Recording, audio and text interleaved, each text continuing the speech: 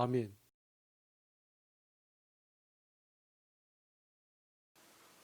이 시간 하나님께서 우리에게 주시는 말씀은 하나님 앞에서라는 말씀의 제목으로 하나님 말씀을 증거하겠습니다. 제가 2005년 신대원 졸업반에 있을 때에 함께 공부하는 우리 학생들 12명이 함께 팀을 이루어서 몽골로 단기 선교를 떠났습니다. 몽골의 수도 울란바토르를 출발하여서 계속 며칠 동안 몽골 땅을 여행을 하면서 그곳에 마을에 들리거나 혹은 그 가정집에 들려서 그곳에 홈스테이를 하고 그곳에서 우리의 공연과 준비했던 또 선물 그리고 예수 그리스도의 복음을 이렇게 증거하는 계기가 있었습니다. 그런데 이 울란바토르를 지나서 떠나다 보니까 바로 초원이 나와요. 우리는 이 초원을 보면서 와 라고 감탄을 했습니다. 그런데 곧 그 감탄은 하루가 지나지 않았습니다. 왜냐하면 가도 다 초원이에요. 한참을 가다 보면은 어쩔 때는 한 이틀 만에 집 두 채를 발견하게 되는데 그 집은 텐트입니다. 바로 게르라고 불리는 몽골식 텐트를 말하고 있는데 그 게르가 나오면 저희들은 양해를 구하고 그 집에 홈스테이를 하게 됩니다. 그러니 저희들이 들렸던 대부분의 가정들이 참 선하고 베풀기를 좋아하는 분들이었습니다.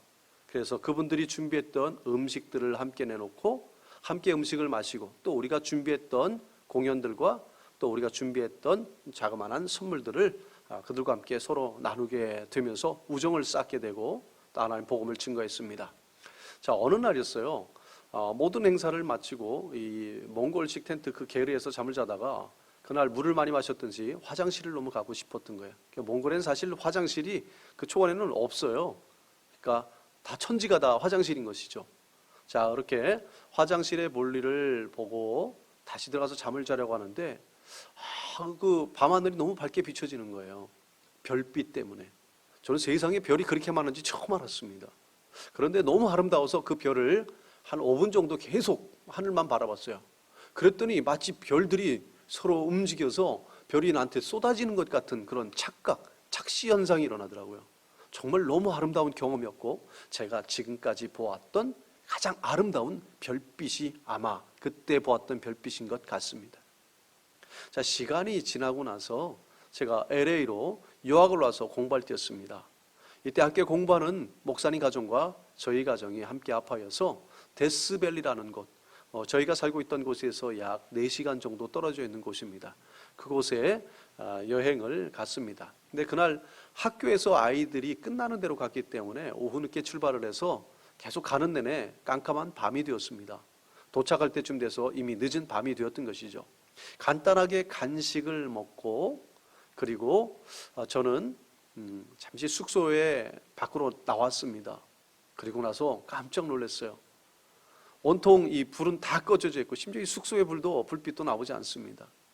그때에 본 사막에서 보았던 그 밤하늘의 그 별빛, 제가 몽골에서 보았던 불빛과 전혀 다르지 않습니다. 매우 비슷했어요. 저는 이 바쁜 현실 속에서 이 별빛의 아름다움에 또 그만 푹 빠지고 말았습니다. 그런데 여러분 알고 계시죠? 그 몽골에서 보았던 데스밸리 사막에서 보았던 그 아름다운 별빛의 쇼가 오늘 우리가 서 있는 곳에서도 여전히 존재하고 있다는 거예요. 우리에게 불빛만 좀 꺼놓는다면, 그 불빛을 우리가 좀 차단한다면, 차의 헤드라이트를 조금 더 껐더라면 우리의 현실 속에서 그런 불빛쇼는 능히 언제나 가능하다는 것이죠. 여러분, 철학자 키르케로그가 이런 말을 했어요. 세상 안에서의 즐거움과 하나님 안에서의 즐거움이 어떤 차이가 있느냐? 여러분 어떤 차이가 있죠? 키르케로그는 밤에 농부가 마차에 등불을 켜놓고 목적지를 향하여 달려가고 있는 것과 같다고 했습니다. 그런데 불행하게도 마차에 달아놓은 이 등 때문에 농부는 아름다운 별빛을 볼 수 없는 것, 이것이 바로 세상의 즐거움이라고 얘기를 했습니다. 여러분, 이 등불로 비춰주는 아름다움보다는 별빛의 아름다움이 수만 배 아름답죠. 마찬가지로 세상 안에서의 즐거움보다는 하나님 안에서의 즐거움은 이루 말할 수 없이 수만 배, 수억 배 즐거운 줄 믿을 수 있기를 바랍니다. 사탄은 그런데 우리에게 그냥 목적지만 바라보고 등불만 바라보고 별빛을 바라보지 못하도록 그렇게 우리를 유혹을 합니다. 태초부터 사단의 전략은 굉장히 성공적이었지요. 첫 번째 그 사단의 설득에 넘어갔던 바로 태초의 사람 아담과 하와 얘기가 오늘 얘기입니다. 그들은요, 사단의 이런 가려놓았던 이 불빛을 보다 보니까 그들의 눈이 그만 오염되고 말았습니다. 그래서 창세기 3장 7절에 이렇게 말을 해요. 이에 그들이 눈이 밝아져 자기들이 벗은 줄 알고 무화과 나무 잎을 엮고 치마로 삼았더라 라고 이렇게 말을 해요. 여기서 벗었다라는 이 동사가 히브리어 에롬이라는 단어를 사용합니다. 그런데 그 에롬은 발가벗다라는 의미를 가지고 있기도 하지만 또 다른 뜻이 있어요. 그것은 간교하다라는 뜻을 가지고 있습니다. 우리가 가지고 있는 성경책의 창세기 3장 1절의 말씀에 보면 이렇게 말을 해요.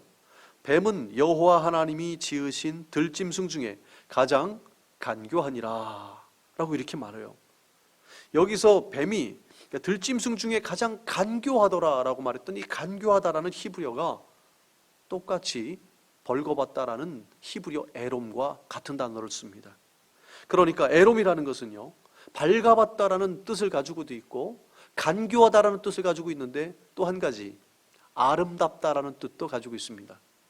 그래서 모든 들짐승 중에서 와일드 애니멀 중에서 가장 간교했다라는 것을 또 다른 쪽으로 해석을 하면 그 뱀이 가장 아름다웠다는 얘기입니다. 여러분 뱀들을 어떻게 보셔요? 아름답게 보시나요? 아마도 여러분은 징그럽게 보지 않을까요? 그런데 자세히 보십시오. 뱀 가죽을 보면 그 뱀이 입고 있는 그 가죽 옷을 입고 보면 어떤 일정적인 규칙적인 무늬가 그려져 있기도 하고요, 아름다운 빛깔로다가 하나하나 이렇게 비단처럼 입혀져 있는 모습들을 볼 수 있습니다. 그렇게 아름답게 마치 술을 놓은 듯한 그런 옷을 입고 있는 것은 세상에서 뱀밖에 없습니다. 그러니까 뱀은 들짐승 중에 가장 아름답기도 한 거예요. 그런데 왜 간교하다라고 할까요? 여기 원어에 나와 있는 이 뱀에 대한 단어는 일반 뱀이 아니에요. 아주 맹독을 품고 있는 독사를 가리키는 뱀을 사용했습니다. 자, 그러니까 가장 아름다운 옷을 입고 있지만 그 입안에 맹독을, 사람을 죽일 수 있는 맹독을 품고 있는 것, 이것이 간교하다라고 말하는 거예요. 참, 그런데 이 간교하다는 단어를 살펴보면 한자어에 보면 이 간자와 이 교자를 보면 이 간자가 여성 여자와 그리고 방패 간자 그 두 개를 합쳐놔서 간사스러울 간으로 쓰여지는 거예요. 그리고 교자라는 건 뭐냐면 우리가 교태를 부리다 혹은 기교를 부리다 이런 말 들어봤죠? 음악을 할 때 기교를 부린다라고 말을 써요. 그건 뭐냐면 그 음악을 아주 이쁘게 자기 나름대로 꾸며보는 겁니다. 자, 꾸미는 것이죠. 그러면 이 단어를 해석하면 어떻게 됩니까? 여자가 방패로 자신을 가립니다. 자신의 모습을 가리고, 그리고 자기를 얼굴만 아주 예쁘게 꾸밉니다. 왜요? 누군가를 유혹하기 위해서라는 것이죠. 자, 그래서 이 간교하다라는 것을 살펴보면 자신의 목적을 이루기 위해 자신을 가리고 상대방을 이용하려는 마음, 이것이 간교함의 뜻입니다. 자, 사탄은 여자를 이용해서 여자를 이용해서 자신을 속이고 유혹했습니다. 그러니까 여자를 이용하기 위해서 자신을 속였다는 얘기예요. 남자도 살펴보면 참 남자를 보면 참 실망적이에요. 저도 남자지만 12절에 보면 이렇게 하나님께 변명을 하죠. 하나님이 주셔서 나와 함께 있게 하신 여자, 그가 그 나무 열매를 내게 주므로 내가 먹었나이다 라고 말해요. 자, 여기서 자신의 죄를 덮기 위해서 두 분을 이용합니다. 하나는 하나님이요, 하나님이 나에게 주셨던 거예요. 하나님 잘못이라는 것이죠. 그리고 그 여자가 내게 먹으라고 했기 때문에 그 여자 잘못이라는 거예요. 자, 하나님을 이용하고 사람을 이용합니다. 참 실망해요. 자, 여자는 어떻습니까? 자신의 죄를 해결하기 위해서 어떻게 합니까? 뱀이 나를 꿰물어 내가 먹었습니다. 난 잘못이 없다는 것이죠. 자, 이렇게 자신의 이익을 위해서 여자도 뱀을 이용합니다. 이렇게 선악과를 먹은 뒤로부터 서로 자기 자신, 자기의 목적을 위해서 이용하고 있는 타락한 모습을 보여주고 있는 거죠. 오늘 우리의 모습이기도 합니다. 여러분, 여기서 우리가 한번 또 질문을 가져볼 게 있습니다. 아담과 하와가 선악과를 따먹고 제일 먼저 이 벗은 줄을 알고 했던 행동이 무엇이었죠? 모아간이 불려꺼서 치마를 만들었다라는 거예요. 그런데 예전서부터는 벗고 살았습니다. 예전에도 다 벗고 살았어요. 지금도 벗고 있는 게 당연한 것인데 이 부부끼리는 가릴 것이 없는데, 그런데 죄를 짓고 나서 이들이 가린 곳이 어디였습니까? 육체, 우리의 신체에 수많은 부위가 있는데 그들이 가린 곳은 우리의 성적인 부분이었습니다. 왜 하필 여기만 가렸을까요? 다른 곳을 가리지 않고. 그것은 여러분, 이 부부의 관계에서 이 성적인 부분은 부끄러움이 없는 것입니다. 그것은요, 하나님 태초에 지으신 가장 아름다운 모습들입니다. 전혀 부끄러운 게 아닌데, 이게 부끄러우기 시작했다는 것은 무엇이냐면 간교함에서 시작하는 것이죠. 간교함이라는 것은 자신의 목적과 이익을 위해서 자신을 속이고 그것을 남을 이용한다는 거예요. 여러분, 우리 신체 위에서, 신체의 부위 위에서, 팔트에서 우리 자신을 속이고, 그러니까 뭔가 이용하려고 하는 그 곳이 있다면 그것이 우리의 성적인 부분이라는 거예요. 그러니까 부부의 관계를 넘어서 누군가를 이용하는 도구로 사용해질 때 드디어 우리는 뭘 느끼게 되냐면 부끄러움을 가지게 된다는 것입니다. 바로 이것이 간교함이고 이것이 죄악이라는 것을 얘기하고 있는 거예요. 여러분, 어떤 분들은요, 사람을 만나려고 할 때 그 의도가 순수하지 않은 경우가 많습니다. 이용하려고 하는 것이죠. 나에게 이득이 되면 만나고요. 여러분, 요즘 그 SNS 여러 가지, 인스타그램이라든지 아니면 페이스북 여러 가지 우리가 서로 온라인 속에서 소통하고자 하는 이런 것들이 많아요. 트위터라든지 뭐 많이 있습니다. 그런데 참 보면서 실망적일 때가 무엇이냐면 어떤 사람이 이 지위가 좀 낮거나 별 볼 일이 없다라고 이렇게 느껴지게 되면요, 별로 팔로워들이 별로 없습니다. 그런데 이 사람이 뭔가 좀 유명하고 친구들 중에서도 이 사람이 좀 이렇게 뭔가 요즘 소위 말로 잘 나간다라고 표현해보죠. 그렇게 되면 댓글도 많이 남겨주고 팔로워들도 많이 늘어나요. 그 이유가 무엇일까요? 그 사람이 존경스러워서일까요? 저는 그렇게 순수한 의도로 보지 않습니다. 이렇게 그 사람과 친한 관계를 유지함으로 인해 갖고 콩고물이라도 좀 떨어지지 않을까라는 그런 개인적인 야욕, 쉽게 말하면 우리의 간교함이 거기에 들어있을 때가 많다라는 것이죠. 자, 우리가 사람들을 만날 때도 그렇고요, 우리가 누군가를 만날 때도 그렇습니다. 또 심지어는 교회를 올 때도 교회를 통해서 뭔가 이익을 얻을까, 이용할까 오는 사람들도 있습니다. 심지어는요, 부부의 결혼도 이용하기 위해서 결혼하는 순수치 못한 그런 사람들도 있다고 합니다. 자, 이렇게 우리가 순수한 의도를 버리고 이용하려고 무언가를 한다면 그것은 간교함이고 부끄러운 일이다 라고 할 수 있다는 거예요. 우리 여성분들에게 묻습니다. 화장을 하시죠? 안 하시는 분들도 더러 있긴 합니다만 화장을 하는 이유가 무엇입니까? 자기를 아름답게 가꾸는 모습은 저는 아름답다고 생각하는 사람입니다. 그런데 누구를 위하여 자기를 아름답게 가꾸고 꾸미느냐, 누구를 향하냐, 누구를 의식하고 그렇게 자신을 가꾸고 꾸미냐가 정말 중요합니다. 저 아내는요, 남편을 위해서 화장을 해야 되는 게 맞습니다. 제일 잘 보여야 될 사람은 남편입니다. 남편도 마찬가지죠. 남편도 자신의 아내를 위해서 제일 잘 차려입고 제일 머리 단장을 해야 되는 거예요. 자, 그래서 자신의 아내를 향하는 마음의 의식이 우리에게 중요합니다. 자, 그런데 우리는 어떻습니까? 많은 여성분들이 화장을 할 때 남편을 위해서 화장을 하나요? 아니면은 밖에 외출할 때 누군가를 위해서 화장을 하나요? 남성들도 마찬가지입니다. 자신의 아내를 위해서 곱게 차려입고 단장을 합니까? 아니면 누구를 위해서 이렇게 곱게 단장을 하느냐? 자, 우리는 아무렇지 않게 생각하고 넘어갈 수 있지만 정말 중요한 겁니다. 누구를 의식하며 나를 꾸미고 누구를 의식하며 나를 이렇게 준비시키느냐, 우리가 바라보고 의식하고 우리가 바라보고 있는 이런 시선이 누구이냐가 중요한 것이죠. 자, 좀 시선을 바꿔서 우리 성도님들이 교회를 나올 때에 이쁘게 단장을 하고 오시죠. 우리 성도님들은 늘 그래 왔습니다. 제가 잘 알죠. 누구를 위해서 여러분들이 누구를 의식하고 그렇게 단장을 하고 교회 오시죠? 그렇습니다. 하나님입니다. 하나님을 의식하는 삶이 얼마나 우리에게 중요한지 모릅니다. 자, 이것이에요. 바로 하나님을 바라보았던 아담과 하와가 어느 순간 그들이 바라보는 것은 이 안에 욕심이었다라는 거예요. 여러분 그 코람데오라는 말을 들어보셨죠? 그 코람데오라는 이 말을 보면 코람이 앞에서라는 전치사예요. 데오는 데우스의 하나님이라는 거죠. 그래서 하나님 앞에서라는 거예요. 그런데 이것은 종교개혁가 칼빈의 좌우명이기도 합니다. 하나님 앞에서 살기를 원했어요. 진실하기를 원했죠. 자, 그런데 이게 반대되는 말이 코람 호미니부스입니다. 코람이라는 것은 역시 앞에서, 호미니부스는 휴먼, 사람이라는 뜻이죠. 자, 그래서 이것은 하나님 앞에서가 아니라 사람 앞에서라는 뜻입니다. 사람을 의식해서 살아가다 보면 어느덧 하나님 앞에서 살 수 없다는 얘기입니다. 사람을 자꾸 보고 의식하는 순간 하나님을 의식하지 못하게 된다는 거예요. 자, 오늘 아담과 하와의 타락이 바로 하나님 앞에서 살았다가 결국 사탄 앞에서로 바뀌어버린 것이죠. 이게 타락의 시작이라는 거예요. 오늘 우리의 타락의 시작이 바로 그겁니다. 하나님 앞에서 살았던 신앙인이 어느 순간서부터 사람을 의식하고 남을 의식하고 살아가는 순간서부터 이익을 쫓고 이득을 쫓고 욕심을 쫓아면서 자신이 타락하고 있다는 사실을 오늘 말씀을 통해서 발견해야 된다는 사실이죠. 어느 목사님이 이런 질문을 하시더라고요.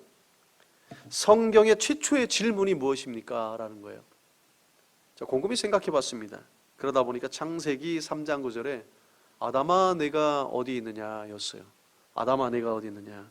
오늘 우리가 읽었던 말씀이죠.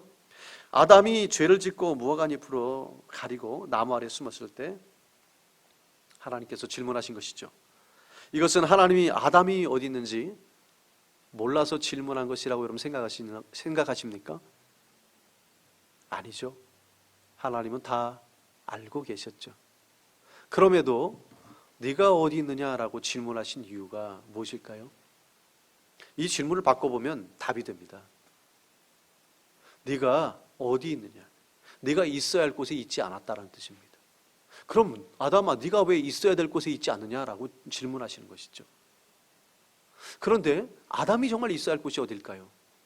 아담이 원래 있어야 했던 곳에서 어떻게 피해온 것이죠?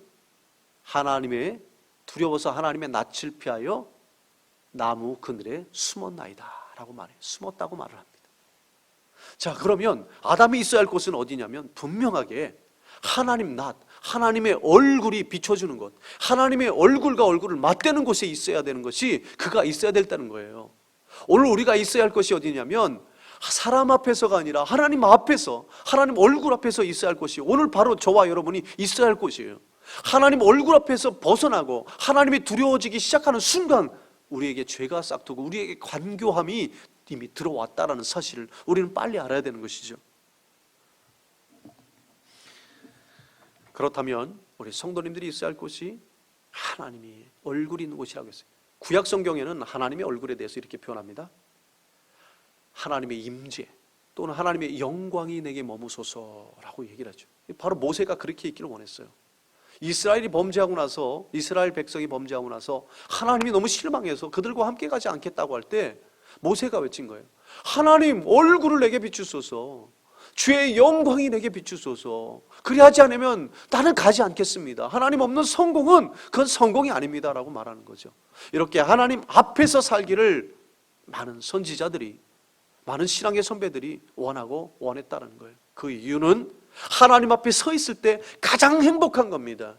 이 별빛을 보고 가장 큰 행복을 느꼈던 것처럼 하나님 안에 서 있을 때만이 우리가 누릴 수 있는 최고의 기쁨과 행복, 가장 아름다운 상태를 유지할 수 있는 것이기 때문입니다.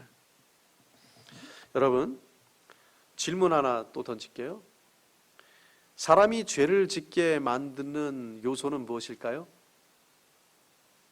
사람이 그냥 죄 짓는 게 아니라 이것이 가득하면 사람이 이제 결국 죄를 짓게 돼요. 아마 여러분도 짐작하실 거예요. 야고보서 1장 15절에 이렇게 말씀합니다. 욕심이 잉태한 즉 죄를 낳고 죄가 장성한 즉 사망을 낳느니라. 아멘. 이렇게 말씀을 합니다. 여러분, 죄의 동기는요, 욕심이 싹트면서, 욕심이 잉태되면서 죄가 시작되는 것입니다. 그렇다면요, 욕심 이전에, 여기 성경에 나오지 않는데, 근데 욕심이 싹트기 이전에 뭐가 사라졌기 때문에 그런 줄 아십니까? 그건 감사가 사라졌기 때문에 그런 거예요.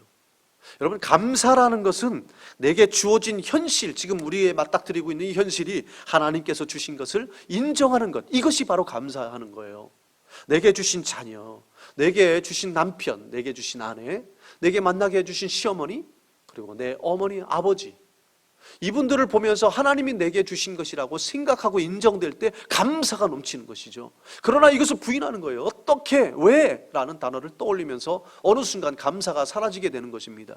그러면 남의 자식들이 커 보이게 되고, 남의 남편과 남의 아내들이 더 예뻐 보이고 잘생겨 보이게 되고, 남의 가정들이 더 풍성하게 되고, 그것에 눈을 돌리게 되면 그것을 갖고 싶다는 욕심이 생기게 됩니다. 비로소 욕심이 가득하면 그것을 훔치게 되거나 가지게 되거나 빼앗게 되고 유혹하게 되고, 간교함이 다시 싹 재가동하게 되는 것이죠. 그러면 결국 죄를 짓게 되고 넘어지게 된다는 사실이죠. 여러분, 네이클로버의 뜻을 알고 계시죠? 네이클로버의 뜻은 행운이죠. 많은 사람들이, 저도 어렸을 때 그랬지만, 네이클로버를 따기 위해서 이 세이클로버들, 온통 세이클로버만 했잖아요. 근데 가득 기형적인 네이클로버가 있어요. 그래서 찾고 나면 그 책갈피를 만들기 위해서 그것을 코팅에 넣어서 그걸 책갈피로 이렇게 오려서 쓰기도 했습니다. 왜냐하면 행운을 얻고 싶어서 그렇죠. 그런데 아십니까? 세잎클로버의 뜻은 행복이란 뜻이에요. 그러니까 이 행운을 찾기 위해, 네잎클로버를 찾기 위해서 이 세잎클로버를 다 짓밟아버려서 못 쓰게 만들었다는 거예요. 우리의 삶이 그렇습니다. 이 행운을 쫓아, 이 하나의 행운을 쫓아 살기 위해서, 쫓아가기 위해서 우리에게 주어져 있는 수많은 행복들을 다 짓밟아서 못 쓰게 만든다라는 거예요. 여러분, 에덴 동산에 있는 모든 열매는 하나님께서 어떻게 했습니까? 아담과 하와에게 마음대로 먹으라고 했어요. 다 먹으라 라고 말했어요. 오직 단 하나, 선악을 알게 하는 과일, 요거 하나만 먹지 말라라고 했어요. 다 지금까지 부족한 것 없이 주신 것에 감사했습니다. 그런데 사단이 나와서 타락하게 만든 이유가 무엇이었느냐면, 100개의 과일 중에 하나, 99개를 먹게 하고 하나를 못 먹게 했어요. 근데 사단은 어디에 시선을 돌리게 만들었냐면, 99개가 아니라 그 하나, 얻지 못한 하나를 보고 실망하게 만들었습니다. 하나님 왜 저 하나를 안 주셔서 나를 슬프게 만들까? 라고 이렇게 욕을 하는 것이었죠. 오늘 우리의 삶이 그렇다라는 거예요. 하나님, 우리 여러분이 이 주변을 돌아보면 하나님께서 베푸신 은혜와 은총이 수만 가지가 있습니다. 그 중에 허락지 않은 몇 가지, 그걸 얻지 못해갖고 우리가 얼마나 실망하고 불편하고 밤새 잠을 못 이루고 있는지 몰라요. 이게 우리의 현실이라는 것이죠. 자, 사단은요, 그 한 가지를 집중하게 만듭니다. 결국 그것 때문에 잠 못 이룬다라는 것, 고민한다라는 것은 우리가 지금 사단의 눈속임에 지금 속고 있다는 사실입니다. 얼른 깨어날 수 있기를 바랍니다. 아담과 하와가 욕심에 이끌려 결국은 99개의 하나님 주신 은혜를 다 짓밟아버리고 하나를 선택하고 얻었을 때, 그들은 신이 되는 것이 아니라 그 에덴 동산에서 쫓겨나고 버림받는 안타까움을 경험하게 되었다라는 거예요. 여러분, 타락은 우리에게 하나님이 은혜를 베풀어 주신 것, 은총으로 주신 것, 우리의 자녀뿐만 아니라 우리 가정뿐만 아니라 내게 이 별로 많아 보이지 않는 이 물질마저도, 누리고 있는 이 모든 환경 가운데 심지어 이 공기까지도 그저 감사함을 잃어버리고 당연시 여기는 것, 이 순간서부터 바로 사단이 우리에게 침투하고 우리에게 욕심을 싹트게 만들고 죄에 빠져 죽게 만든다는 사실입니다. 이제 이 말씀에 대한 이 결론으로 가보면, 하나님께서 아담과 하와 그리고 뱀을 꾸짖습니다. 그리고 페널티를 줘요. 그러는 가운데도 이 죄지은, 정말 이 괘씸하기 짝이 없는 이 아담과 하와에게 하나님은 가죽옷을 지어 입혀 주십니다. 3장 21절의 말씀에 여호와 하나님이 아담과 그의 아내를 위하여 가죽옷을 지어 입히시니라. 아멘. 여기서 가죽옷으로 번역된 히브리 말이 카트노트입니다. 카트노트. 입었을 때 뭐냐면, 가죽옷은 입었을 때 몸부터 시작해서 무릎까지 내려오는 원피스 치마 형식으로 되어 있어요. 그게 카트노트입니다. 심지어는 발목까지 오기도 하죠. 그러니까 사람의 몸의 전체를 가릴 수 있는 것이에요. 그런데 이전까지 이들이 입고 있었던 옷이 무엇이었습니까? 3장 7절에 이에 그들의 눈이 밝아져 자기들이 벗은 줄 알고 무화과 나무 잎을 엮어 치마로 만들었다라고 말하죠. 치마로 만들었다라는 거예요. 그런데 여기 치마라는 이 단어 원어가 하고르트입니다. 하고르트라는 것은요, 이 성경에서, 구약 성경에서 허리띠로 사용되어지기도 합니다. 자, 하고르트의 의미를 아시겠죠?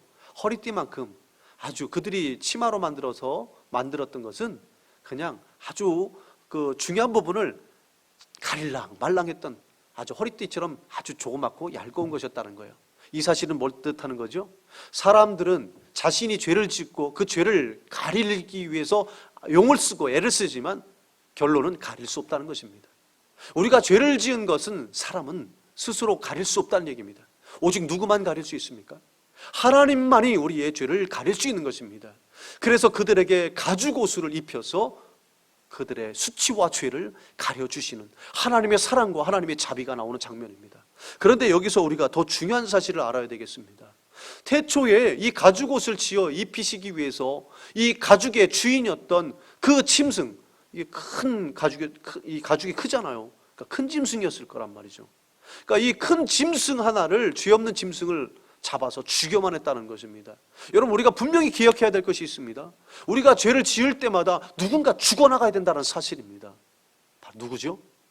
예수 그리스도께서, 하나님의 아들이신 예수 그리스도께서 하나님 우리를 너무도 사랑해서 우리의 죄를 가려주시기 위하여 자신 하나밖에 없는 외아들 예수 그리스도를 십자가에 내어주며 그를 죽여가면서 우리를 살려주셨다는 사실, 그래서 우리의 더럽기가 한량없는 우리의 죄악을 가려주셨다는 사실을 우리가 기억을 해야 된다는 것입니다. 여러분, 오늘 예수 그리스도께서 우리의 죄악을 가려주셨습니다. 정말 어떻게 보면 당연히 쫓겨나고 버림받아야 될 우리의 모습을 아낌없이 사랑하시는 하나님의 모습을 볼 수 있는 것입니다. 여러분, 성령 충만이라는 의미를 가만히 해석해 보세요. 그것은요, 예수님의 마음과 우리의 마음이 일치하게 됩니다. 성령 충만하면 예수님의 마음이 곧 내 마음처럼 이해되게 됩니다. 이게 성령 충만이에요. 그러면 하나님께서 지금 무슨 생각을 하고 있는지, 우리 주변에서 수많은 죄와 수많은 배신과 수많은 누명을 씌웠던 사람일지라도 그들의 죄를 들춰내기보다는 예수님은 가려내주고 싶었던 거예요. 가려주고 싶었던 거예요. 하나님은 그 죄를 가려주고 싶어서 누군가를 희생시켜가면서, 예수 그리스도를 희생시켜가면서 가려주었다는 얘기입니다.